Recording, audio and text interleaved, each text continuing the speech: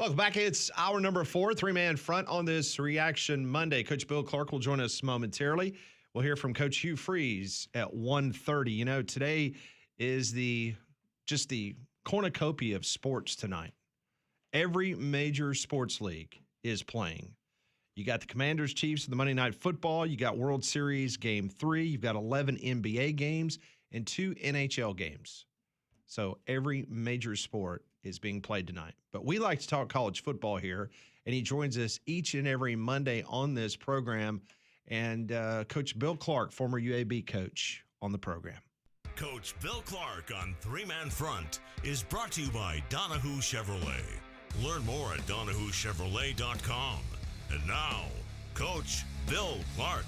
And joins us on the Higginbotham Hotline. Coach Clark, I hope you're doing well on this Monday. Yeah, doing good. Hope you guys are. We're doing great. I want to start with how shocked were you that LSU pulled the trigger last night and ended the contract of Brian Kelly? You know, I'm not really shocked with just knowing the LSU folks. Like, I know a bunch of them very well, and I don't know if they ever felt like that was a great fit. Obviously, I think there was things that he brought in from a discipline standpoint, you know, and those type things that were probably needed at that time. But obviously, you know, winning's the key, and that's what they've been looking at, with the fact that they probably didn't feel like it was a good fit, you know, from the jump. What have you been able to see about this LSU team, one that had so much promise? You got the opening weekend win there in the other Death Valley, but what have you seen from this LSU team where it's fallen apart, at least in your eyes? Well, I thought they were going to be better defensively. I know Coach Baker. I know he's a good coach. I thought they would be a little bit better. I think there's been some questions offensively as well.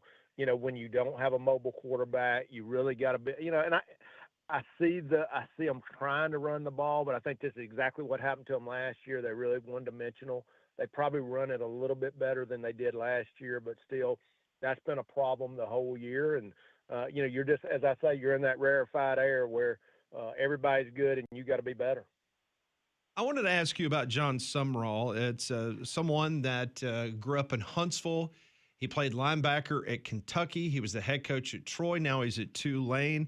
Do you know Coach Sumrall well? And if so, what can you tell us about him? Because all indications are he is going to be the hot name in this cycle. You know, it's you want to be good and you want to be lucky, and I think he's the guy that, you know, give him credit. You know, he probably had a chance to take North Carolina last year and waited because he knew the cycle was probably going to be what it is this year. You know, the thing I like about John, you know, he called me up to get Joe Craddock, who was my assistant OC to Coach Vincent back after we beat BYU in 21. And so I really know him through Joe and, you know, the fact that he's a defensive-minded head coach, like what he did, you know, at Troy and then Tulane, like watching how they play. You know, I think they, you know, you got to, like I said, run the football, good special teams, good defense, and this is a good time for him to be the hot guy with all these job openings.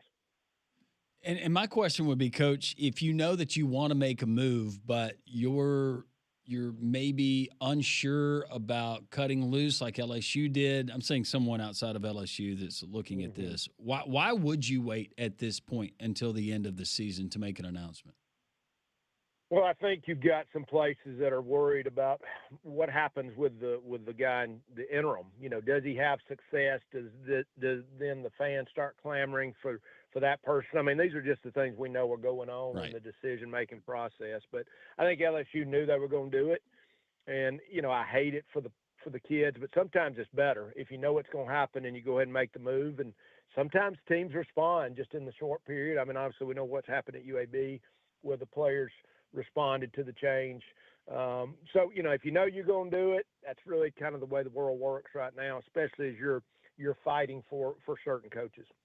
All right, Coach, let's talk about the Auburn Tigers, a much-needed win on the road. They did have to bench their $2 million quarterback to bring in the backup. What did you see with the Auburn victory, and how can they parlay that into much more wins throughout the 2025 season? Well, you know, I think when we look at the plays that were made defensively, which is what won the game for them, let's just be honest, I think that's what you've been looking for. What is the thing that makes the difference? And you don't know. I do think the backup came in and did give them a spark, which is what you're looking for. But really getting those takeaways, which is what they were. They created takeaways on defense.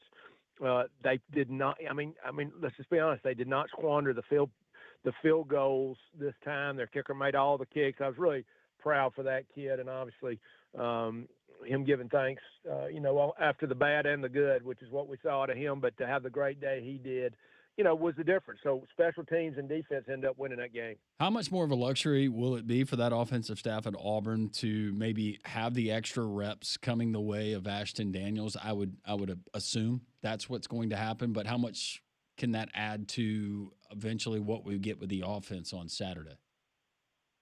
If that's the guy you're going with, they seem very similar to me, but it was sometimes it's a spark, sometimes it's a change. It's a guy that's done that before, not scared to put a number 2 guy in or even a number 3 if you had to. None of the number 3 was injury, but I think just a spark, a change, when things are just for whatever reason not going just the way you want, I think that's great. And I think the fact that he will get those reps this week will definitely make a difference. Well, what is your best guess in not knowing intimately the situation or have watched a whole lot of the film or the All-22 that Hugh Freeze is going to be seeing? Would you guess that Ashton Daniels is your starter against Kentucky? Yeah, I definitely would. I think you just go with, look, this is what worked for us, and if I had to make a change back during the game. And I think that's the point you make as a head coach. We're going to do what it takes to win. And I'm not going to apologize for that. It is literally, that's what I'm paid to do. My job is to take care of every person on this roster, everybody in that building, every coach. But I am paid to win the game. And if that means the other quarterback, that's what it means. And, sometimes you just got a guy and he's the definitive guy and there's no doubt. And you just got to ride with him. But it's not happening. It's not getting done for whatever reason. You need a spark. And you're not going to apologize for that. All right, let's continue with the offensive theme. And Alabama's offense really struggled against South Carolina. You had some uncharacteristic drops by a couple wide receivers like Jeremy Bernard that you don't see. They could not get anything going from a running game standpoint.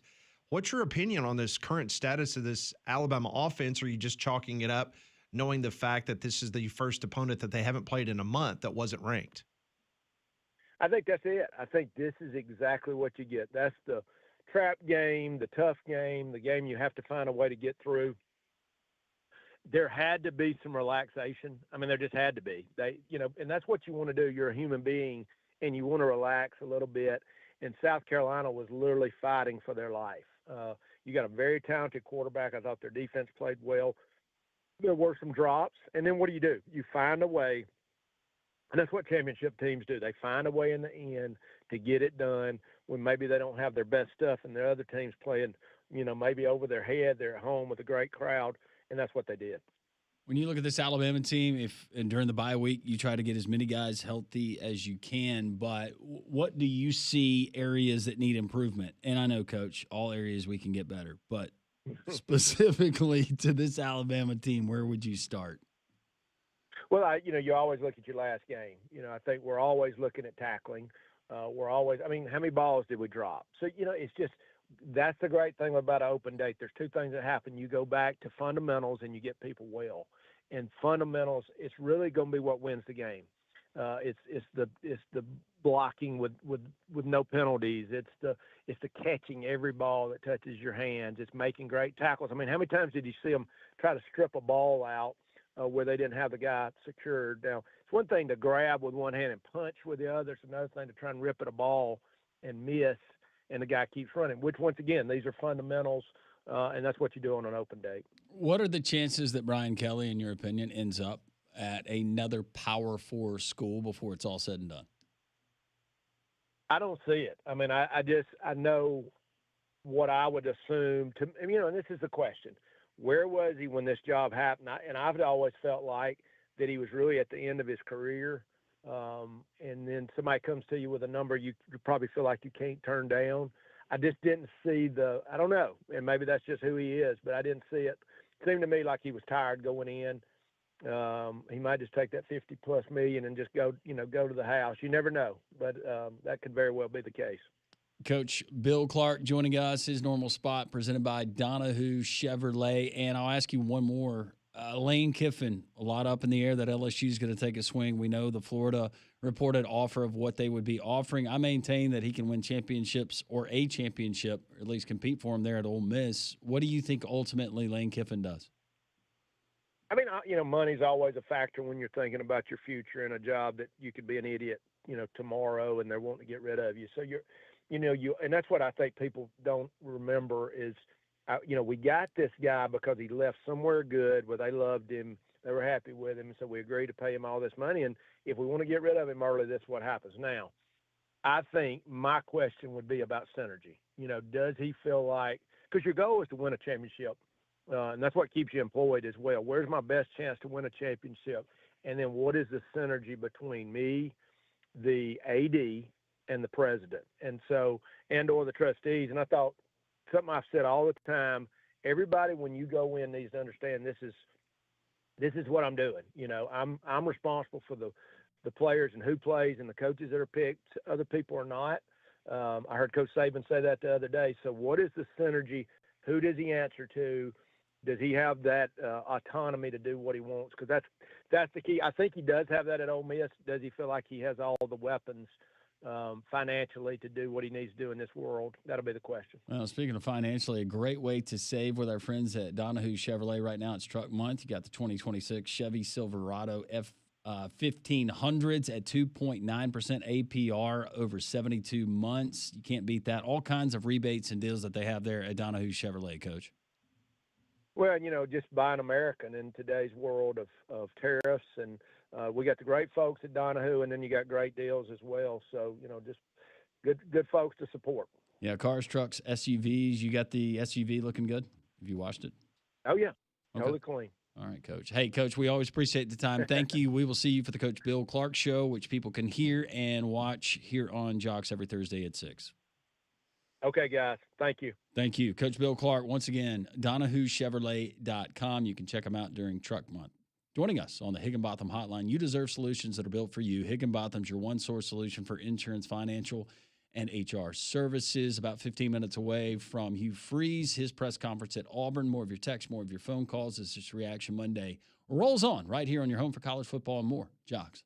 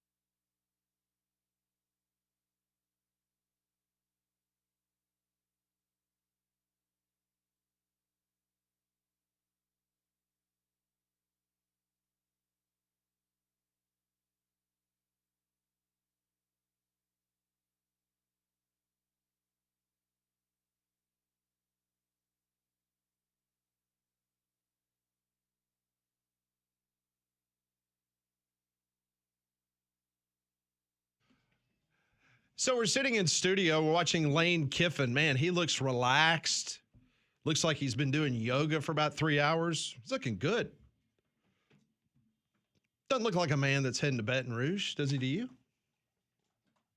I don't know. Well, look at him. I see a little twinkle in his eye.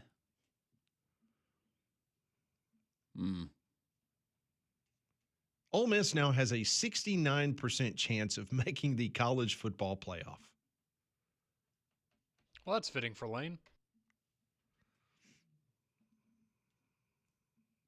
It would be higher, but we've seen Lane in this position before.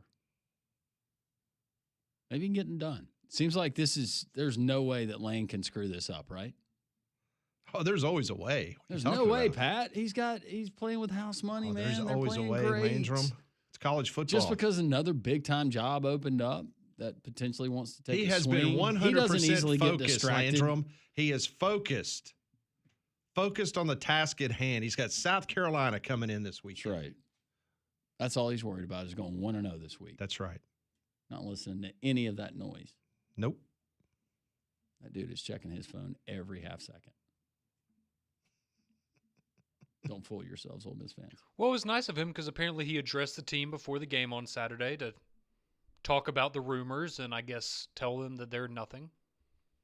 Those are the Florida rumors. Well, it was funny because there's the clip going around of after the Oklahoma game where it looks like he went to the Ole Miss fans and said something along the lines of, "I'm not leaving," or I'm staying," something like the Wolf of Wall Street. I'm not leaving.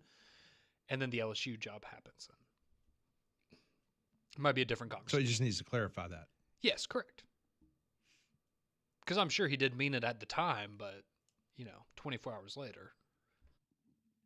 How about Vandy's 17-10 win over Mizzou?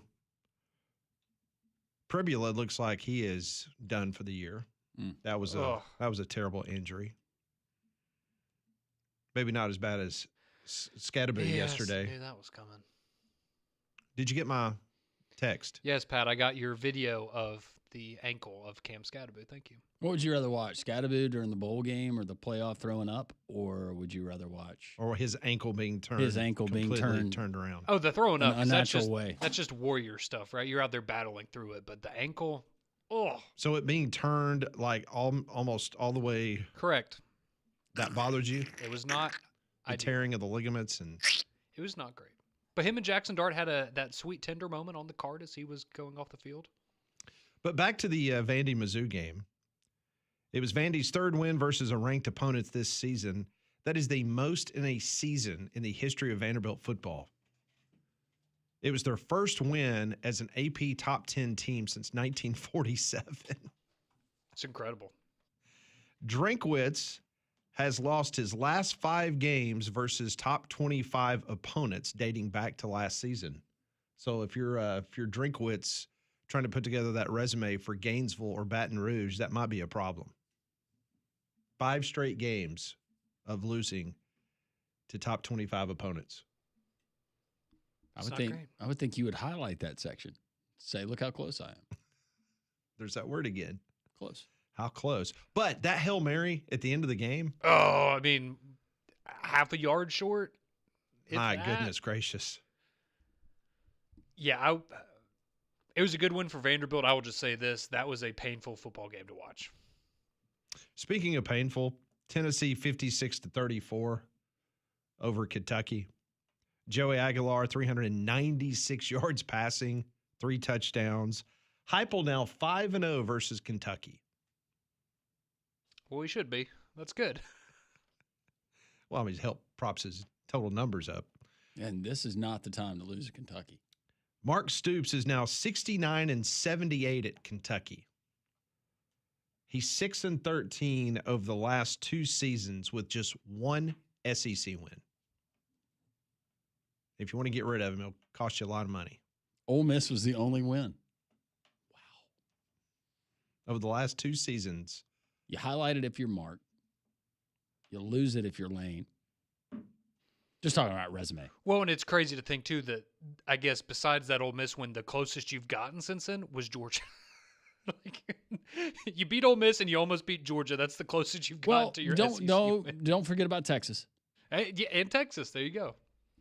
Did overtime on that one, right? Ooh, that's why. Yeah, that's something. And they almost got Georgia. No, I know. That's what we're talking about. That's. Ooh. Well, you got a chance to beat a team on the road this weekend that's been close and has been really close to beating some top-ranked teams. I don't know how much that helps you.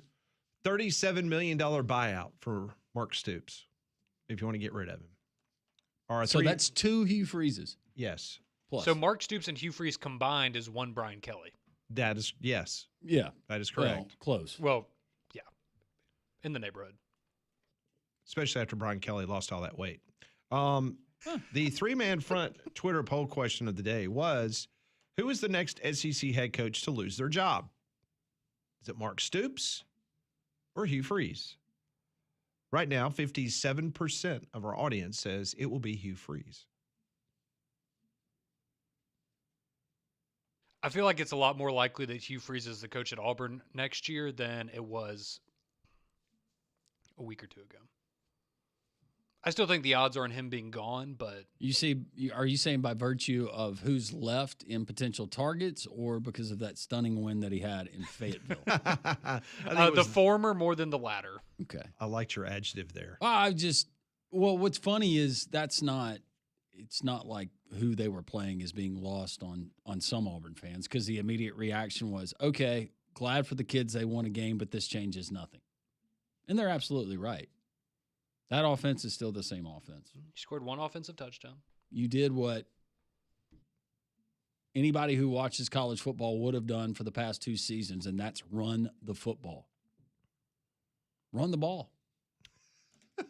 It was really easy to see early on that running the football was going to be your best way to win that football game. When did they get in trouble? When you got down to the red zone, you had Jackson Arnold throwing the football. We've seen that one the past couple years, haven't we? Again, you have to take into account, if you're going to remove someone and say bring in, you have to bring in judgment. And what this offensive brain trust thought that they had and they headed into this season with. And the result has been, where are they ranked in the SEC in offense? Who? Auburn. 15th. Okay.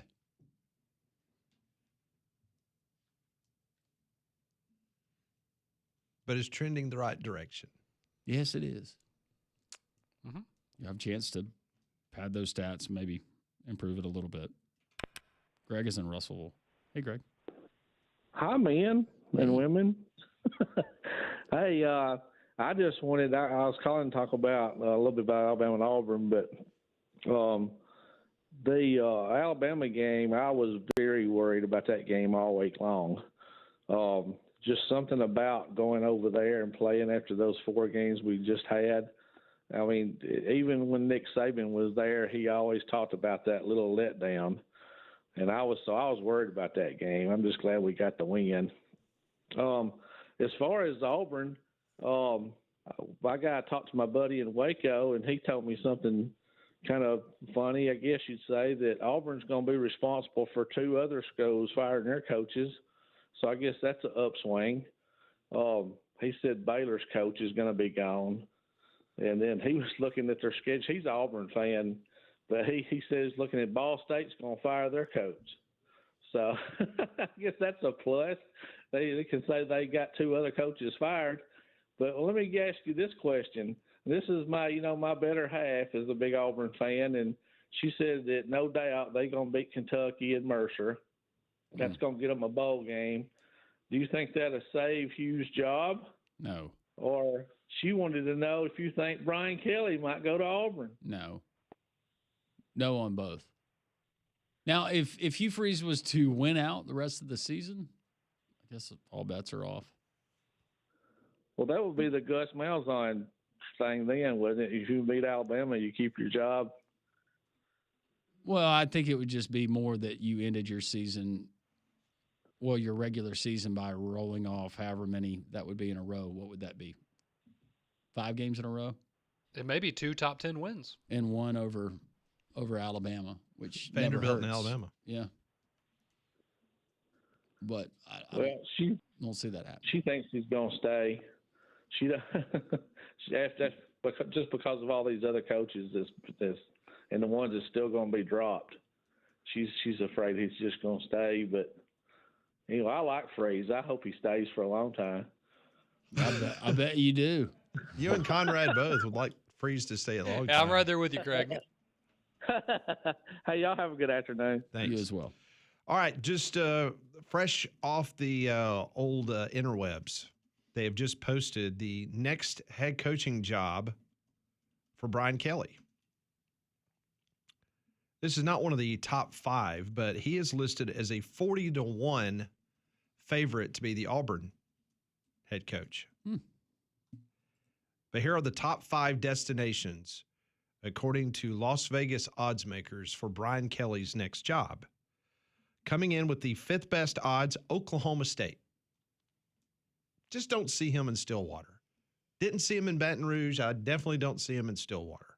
But if it means he has to get a mullet, then I'm all for it. 4th best odds at 7-1, Stanford. Don't see that either. I see that more than Stillwater. Yeah. Coming in with the 3rd best odds, Virginia Tech. 2nd best odds at 4-1, UCLA. I could see it, kind of.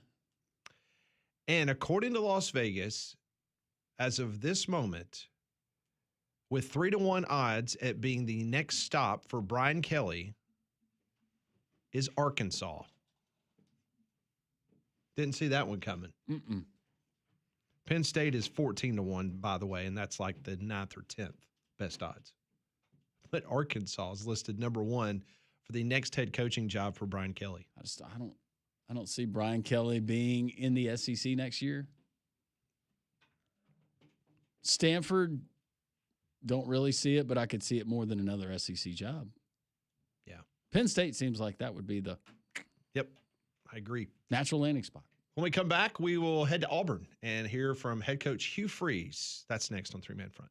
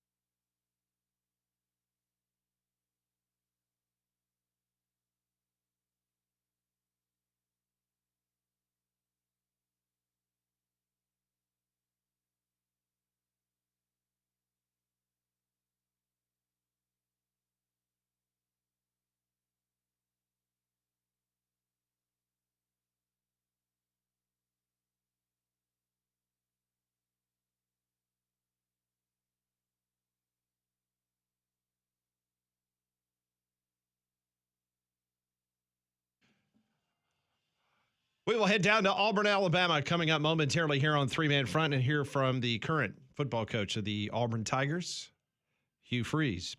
For more than 4 decades, Alabama Professional Services, they have been the trusted source for pest control, termite protection, lawn care, fertilization, and more. The certified statewide teams at APS, they're friendly, efficient, and reliable. Call them today at 205-951-9717. APS proudly serves homeowners and businesses across Alabama, Montgomery, Birmingham, Huntsville, surrounding communities. Call today to request your free, no obligation estimate. That's APS at 205-951-9717, or just simply go to their website, alabamaprofessional.com.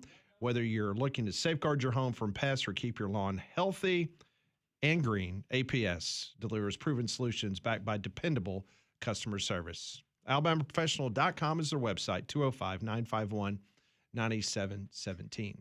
You don't think he's like hung up in a meeting or something, do you? Like maybe with John Cohen? Oh, I don't know. Did you see the video of Brian Kelly going into the facility for the final time last night? I did, yes. Did you see that? I did. Did you see how sad it was seeing him stop at the front desk and talk to the receptionist? It was very moving. He's going through all those great LSU Well, he had to be teams. buzzed in. Did you notice that? Did he forget his key card, or his key card already turned off? They work fast, obviously. Yes, they do. As we saw yesterday. Head of security there at LSU was like, yeah, turn everything off. Do not give him access to anything. I like that, and obviously he said more to the team than this, but, the people that reported about the team meeting last night, the quote is, yep, love y'all, finish the season. That's it. Yeah, I know. All right, Hugh Freeze is making his way to the podium. So let's go to Auburn, Alabama, and the head coach of the Auburn Tigers, Hugh Freeze. Really good team meeting this morning. A lot better than obviously the last 4, when you get to celebrate the fact that your team found a way to win a game on the road in this conference, which is never easy. And loved the resolve and resiliency that they showed in doing so. There were a lot of great positives to share with them. I think first the game plan was to try to keep our defense off the field as much as possible against an offense that was averaging 37 points a game-ish. We accomplished that, won the time of possession. Our defense only played 43 snaps, which is unheard of. So offense really dominated the time of possession, which was really good. Rushed for over 200 yards and had 7 explosive runs. So really a lot of positives to look at on that side of the ball. Did have 1 turnover, obviously. We improved on penalties on the road, which was very nice. I think we only had 3 penalties. So a lot of positives. Special teams-wise, man, a lot of big plays. Start with Alex, who I think got Player of the Week, which is very deserving for him to bounce back from his disappointment in the Missouri game and make 6 of 6 field goals. I think was just so proud of him. We blocked a punt, Justin Jones. We had 0 penalties on special teams, which was nice. Rayshawn Pleasant had an explosive kickoff return that set us up in great field position. We had a tackle inside the 20 by Jarquez. So a lot of good things on special teams. Played really, really solid. Only punted once. It could have been a little better punt, but not terrible. Defensively, our goal was to, as always, stop the run against a team that was averaging a lot. I think 218 on the ground. We held them to 63 yards and their tailback to 41, and a quarterback who was averaging a lot of yards per carry. We held them to 14 total yards. So thought our defense, and then obviously the takeaways were huge for them to get those. And truthfully, the first half we didn't play very well defensively compared to what our standard is, and it was really just bad eyes. Which they do a lot of things that can make you do that, but give a credit to our staff, to our kids for making adjustments at halftime and coming out and really dominating the second half. So really proud of our team, and again, the resiliency they showed and now we have to turn our attention to a very dangerous Kentucky team. I have great respect for Stoops. He's defensively, I think they are really, really talented. And it's been a weird season for them, too, to have a real chance to upset Texas. And they had the goal line stopped there. And the Tennessee game got away from them with just some bombs over their head. But you look at the Georgia and Ole Miss game, 2 top 10 teams that are right there in them. And so I know, we've got another tough challenge ahead of us Saturday night. And their freshman quarterback is playing at a high level, has an incredible arm. Those 2 receivers, I think 1 and 17, are dynamic. And then their defensive front is their tight ends are good too, but their defensive front 7 is pretty dang special.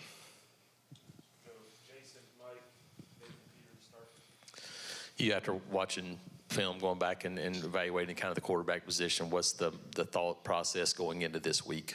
Yeah, I don't think there's any greater motivator than competition, and that's what it is. It's an open competition to see who prepares and plays the best. They both will split reps, and then we'll make a decision. There's a lot of good things that both did. I thought Ashton showed an incredible amount of poise. So really only graded him on 2 minuses. But I thought he showed great poise and leadership and a difficult time to come in the game when the momentum had totally shifted the other way, and thought he gave us a spark up until, Jackson's interception. Thought he played really, really well to that point. So it'll be exciting to see how they both respond and compete this week as we head into this game. Coach, that sounds like you're not committing to a starting quarterback versus Kentucky. But where does Dukes fall in all of this? Are you taking him out because you just said both? Referring, I'm assuming, to Ashton and yeah, Jackson. I think I've said this publicly, and I mean it. I think Deuce is the future of this program. I don't know that it's fair to throw him in that right now. He probably would handle it great, and I'm certainly not saying we won't. He'll get a few reps too, but it's really hard to try to do that with 3 guys right now. And but I do firmly believe there's not many arms like Deuce Knight. He's got an elite one. Obviously, there's a lot of other things that go into playing the position of quarterback that he's quickly becoming very very better at understanding all of those, and I can't wait to see when he does get his opportunity. You converting red zone opportunities into touchdowns, obviously something that didn't go well at Arkansas maybe the last few weeks as well. What do you make of that and how the offense is doing when they get down there? Well, there's 2 of them that truthfully we were being really, really, really conservative because field goals really put us in a good position. And the last thing you want to do is risk. So I kind of take those 2 out because we really didn't attempt anything other than to milk the clock and get points. But then there are definitely others that we had our opportunities. One of the minuses on Ashton, he'll be the first to tell you, is he's got a guy wide open for a touchdown, Malcolm, and just didn't hang in the pocket and make the throw. I mean, he's just got to put it on him, and he just steps in the end zone. So you have to look at the calls first to see if we as coaches put them in a position to be successful when you get down there, and then you've got to look at are we coaching the execution of it well enough or not. And so those are things that we've got to continue to certainly work on. Injury-wise, how's Cam doing after Saturday, and do you have an expectation for when Darrell could be back? Medical staff feels like he's back this week, so I feel like Darrell is ready to go, which will obviously give us more depth there. Cam was not so good yesterday. Today, much better. So we're hopeful but obviously don't know just yet. The great thing is it's not a high ankle sprain. It's down in the lower part, which those tend to be to heal quicker. So we're hopeful, but again, don't really know at this point. Talk about Xavier Atkins, how good he's been and how much better he seems to be getting game by game. I thought I can't remember which game it was earlier where we had a similar plan for a quarterback. And I think it just speaks again to the job that our staff is doing with these young kids over there, and to the young kids, their development. But we had a similar game. I can't remember who it was, but where when we do have certain things on, he is the spy. And in an earlier game, he got a little nosy with other things instead of just do your job on this play. And man, in this game, he did it beautifully. And he closed on that quarterback when he broke the pocket at least 3 times that I thought were really, really impressive plays, not to mention the other normal plays that he's making within the defense. So I think he also got an award this week, and it's very deserving. He's definitely getting better and just more. Eye discipline is so huge on defense that you just don't get caught up in all the things that we offenses try to show or do, and you do your assignment. And I think he's maturing and getting better each week. Yeah, Coach, what changes about the offense when Ashton is in the game? Like, what sort of, is there anything play calling wise that you adjust when you make that change? Nah, zero. I think he and Jackson are very, very similar. You can do anything that we would do with one. I feel comfortable doing the same with the other. They both have ability to run different running styles, albeit, but still they have the ability to, and passing game doesn't change at all. Coach, you've scored a lot on your opening drives. They talk about the opening script a lot. What are you seeing from Jackson as far as why he's so successful at the beginning of the games and then it seems to go south? And then second part of that question is just how has he handled the benching? And are you confident to go back to him if he is your starter Saturday? Yes, that's what's made it so difficult. When you see Ashton and Deuce both that are really, really talented players, but you go watch the last 3 opening scripts, and I mean it's hard to not look at that and say, gosh, he's playing at an extremely high level. Against Missouri, it wasn't just the first one. I thought he played really well, the entire half. Unfortunately, he had some drops that, nothing he can do about that. But there's no arguing that there seems to be something that we lose a spark. We lose maybe some execution. Obviously, quarterbacks and head coaches get the primary blame, and rightfully so in some cases, but it's not always the quarterback. There's other things that take place that are out of his control sometimes, but the bottom line is we get judged on winning football games, and we've had a stretch where we've had a chance to beat some really good teams, and we did not get that done. And so we're just searching for, is there a spark out there, whether it be Deuce or Ashton, and I think Jackson is very mature. We had a great conversation. He came to work today ready to roll. I gave him the example of whatever happens come Saturday, you got to be ready, man. Whether you roll out there the first possession or the third possession or after half, whatever that ends up being, you owe it to yourself and to this team to be ready. And he's a mature kid, and obviously he's going to compete like heck this week to prove that he should lead us on that first drive again. But I think he'll handle it well, whatever the circumstances come.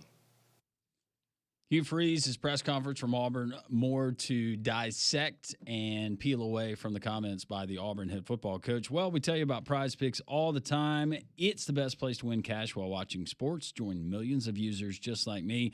You can sign up today. It's really simple to play. You're going to pick more or less on 2 to 6 player stat projections. If you get the picks right, you could cash in. We do have professional football going on tonight. Pretty easy matchup if you are playing Prize Picks and you look at some of the player projections, one being a quarterback named Patrick Mahomes, 1.5 passing touchdowns, more or less. Conrad, I am going more.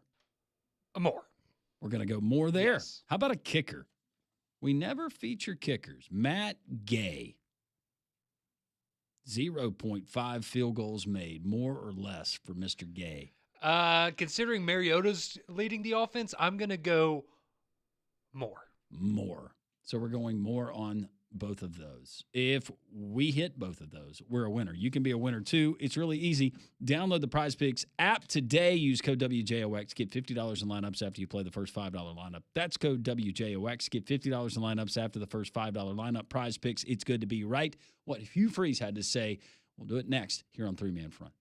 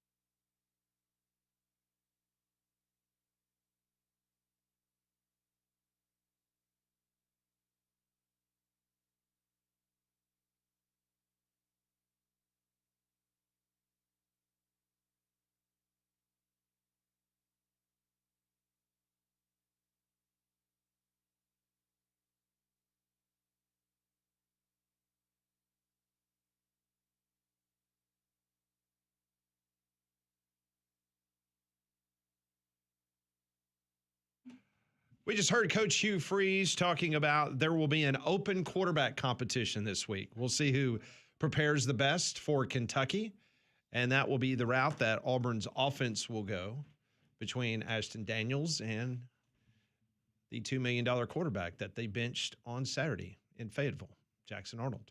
So we'll see who wins that competition. Also said that Cam Coleman doing a little bit better. Obviously, he was dinged up, twisted his ankle pretty bad in the Arkansas game. Was not that good yesterday, but improved greatly today, according to Hugh Freeze. Also, Freeze says that they hope to medically redshirt Horatio Fields at wide receiver. So that was one of the things he said just a couple of moments ago. Big topic of conversation has been Brian Kelly being fired at LSU yesterday afternoon. Well, just a few minutes ago, Mike Griffith from the AJCDogNation.com asked the following question to Kirby Smart.